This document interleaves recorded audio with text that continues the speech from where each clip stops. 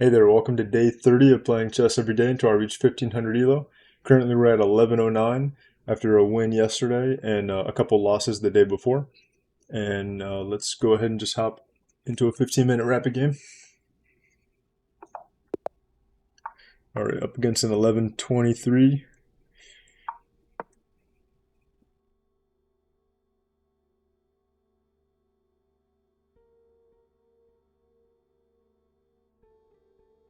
Going with the standard Caro Kann.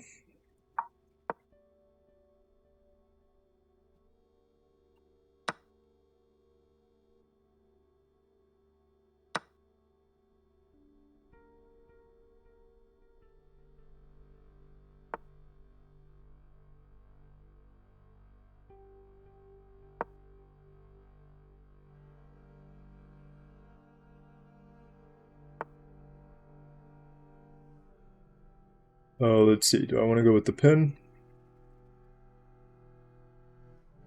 I think the pin is probably good. I always don't know for sure if it's better to just develop here or go for the pin here on a f5 or g4. Or, yeah, g4. I want to get better at just knowing all the squares and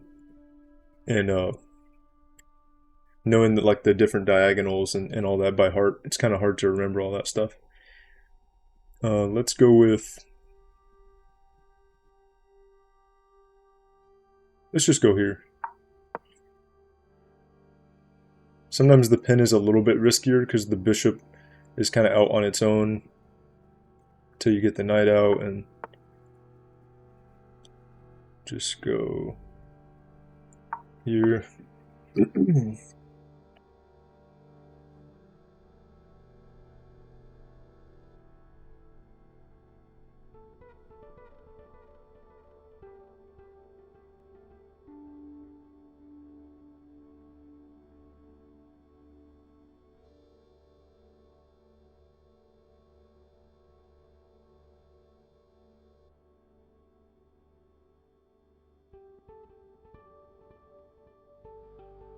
Just try to develop normally.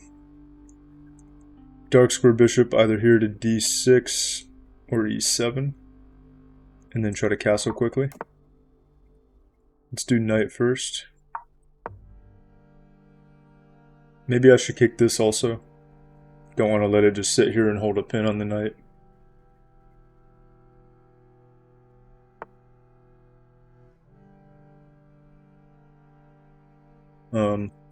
Probably just go here or here.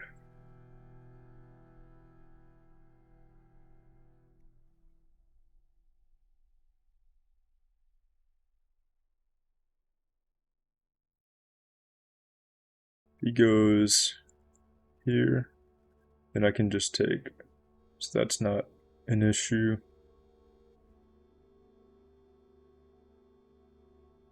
He trades, that's fine.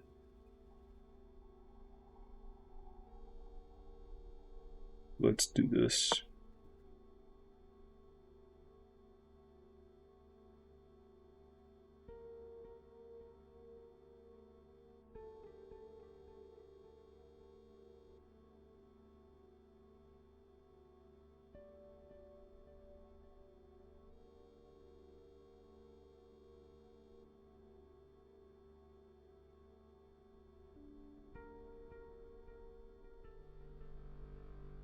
If he doesn't take, I'll probably just push the pawn on a6 to encourage him to just take or back the bishop up.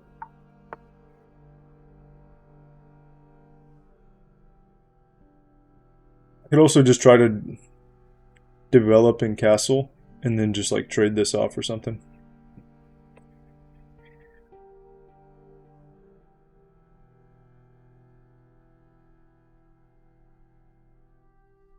Let's just do this first though and just relieve some of the pressure here if possible.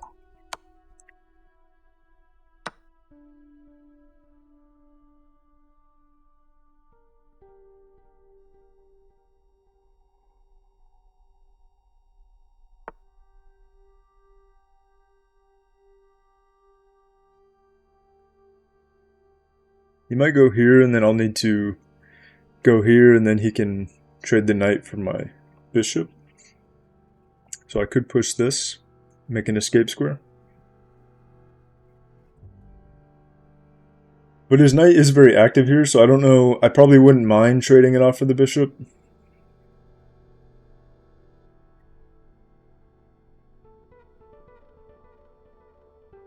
And I can take this.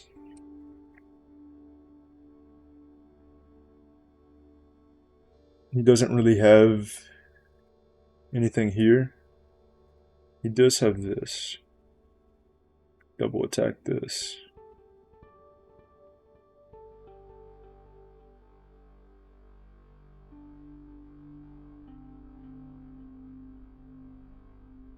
But if he goes here, then I just take the knight. So I think I can get away with taking this for now. Make sure there's no... Well, he will be able to take this pawn, which I don't really want him to just take it for free. Maybe I'll push it here first. Try to get the bishop out to here.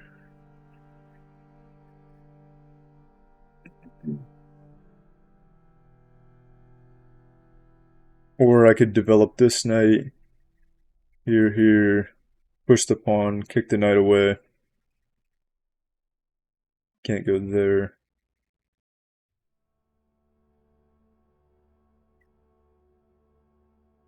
Let's maybe just do that first.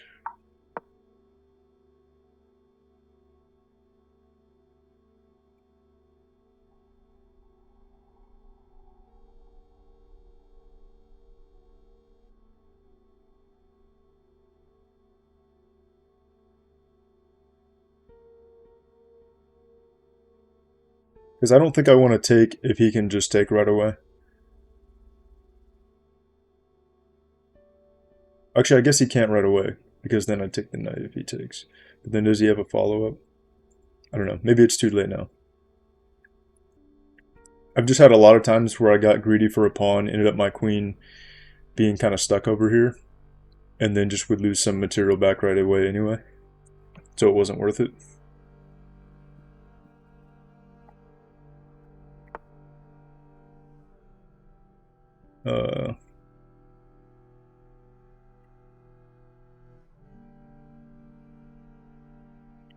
I mean, he did give me this square.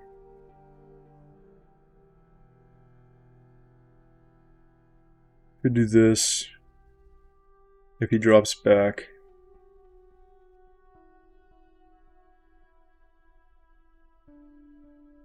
Then I just have to go here. So I guess it doesn't give me much because I can't protect it here. If I take, he doubles his pawns, but then I don't have this pawn as a target anymore. And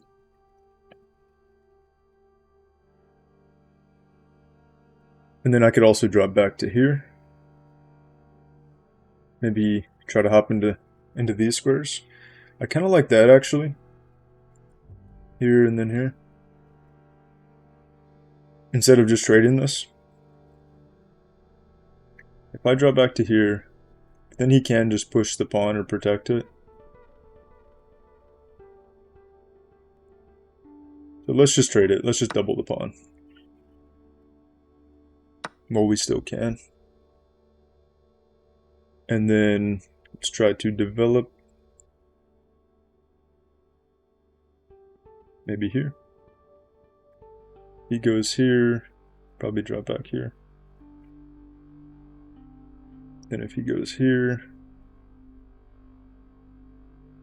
push the pawn. Wait, no, he can't go there. Because my queens would be right here.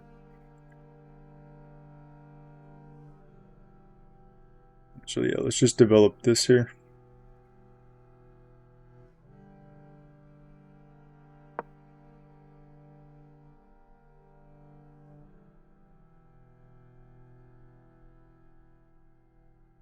And then finally be able to castle.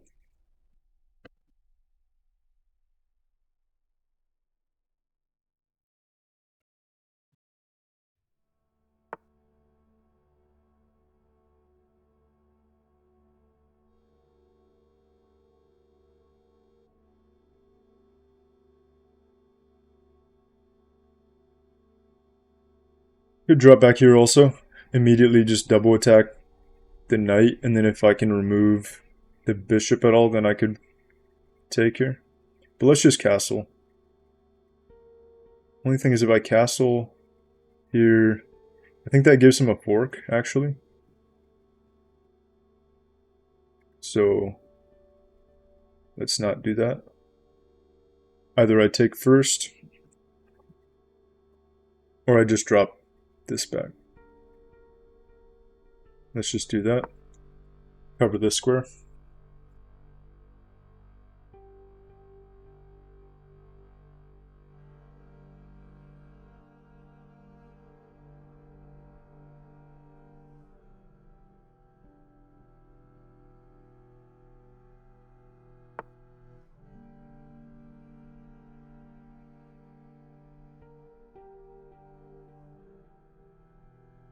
Now castle.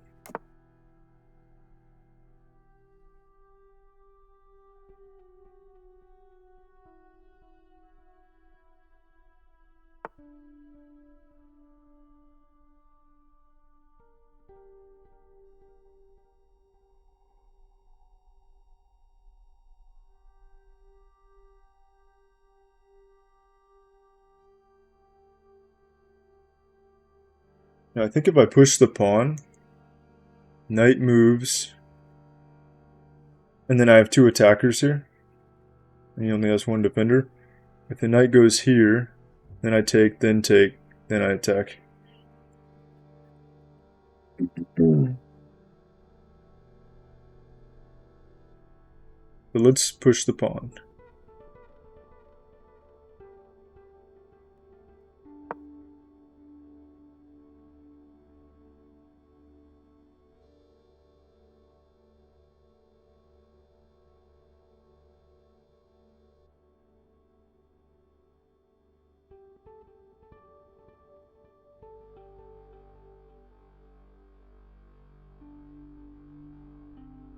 So, yeah, probably here.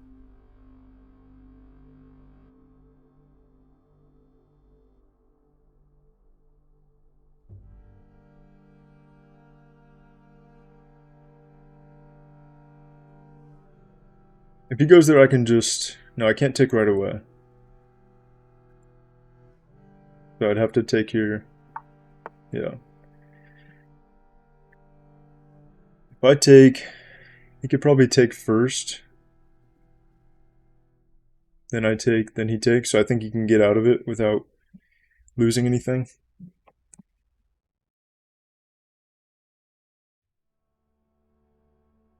That is, unless I just chase him again.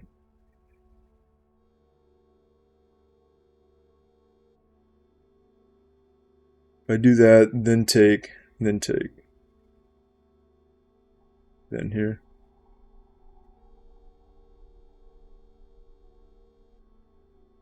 I think it works for him either way. He should be fine. Let's just do it. Just take it anyway. Force him to double his pawns again.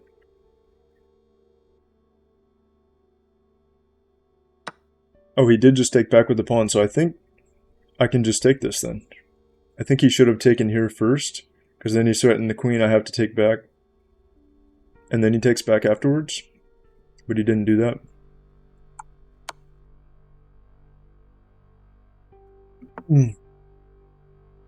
So then we just get the bishop, which is nice.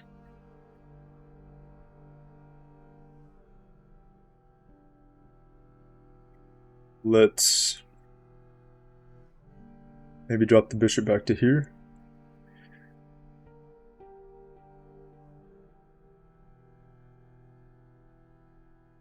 Just have to be careful about getting my defense here cut off. If I want to be safe, I could go back to here. Let's just be safe and just come all the way back.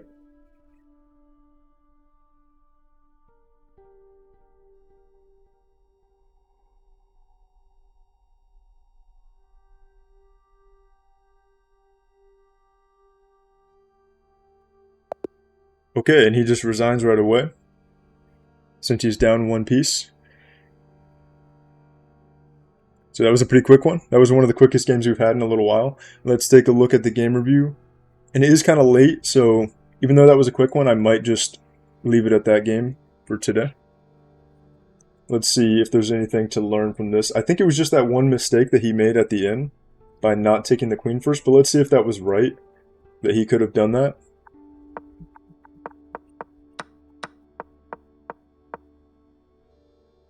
Okay, so that was good developing here. It did prefer this, because I guess just to block the knight, but I don't know why exactly. It didn't really like the e6 push here. It wanted the rook over first. Then it wanted the bishop first. I don't really know what the differences are with that. It's hard to tell sometimes with the engine, like what the exact benefit is. We get the trade here. He was winning a little bit. It wanted him to go here. And then it did want me to just take the pawn first. I was thinking that I didn't want to lose this pawn, but I think it was fine because I can take his knight, and after he takes this pawn, there's no threat, I think, after that, really. There's no fork or anything like that. But it just seemed a little risky, so I didn't do it, but it turns out it would have been the best. And then we just doubled the pawns up, which was good. We line up the battery here. I felt like this could be a big weakness, which it kind of ended up being, because this bishop, there definitely are ways to potentially like kick it, and then he only has the one defender, which is the pawn. And then by going all the way back to here, and then I can push the pawn, that was a kind of a mistake, I think. Right now I have a 1.28 advantage on the engine, it says. We push the pawn, that was best, knight g4. Wait, it did want me to take first, actually. Wonder why. There was something better. But then that was that was his mistake. So he should have taken first. That's all it came down to. But I wonder why mine was a mistake. So if I took here first, then he goes here. So I guess it's just, we just let it be the trade. There's no like immediate follow-up. And it just wants this. Okay. And I guess the benefit to that is that it makes his knight really inactive, and we have a lot of activity here in the center, so we can, it says we have a nice advantage, even though the material's even. It says, well, it's not a huge advantage, but it's like a 1-point advantage, so it's like the same as being up a pawn. Okay, cool. Well, that was a quick one, but I'm going to call it there because it's already a little bit late and I'm still on vacation right now. But yeah, we're up to 1117 again, so we're only 10 points from our highest elo, I think, which was 1127. And yeah, thanks for watching. I'll see you guys on day 31.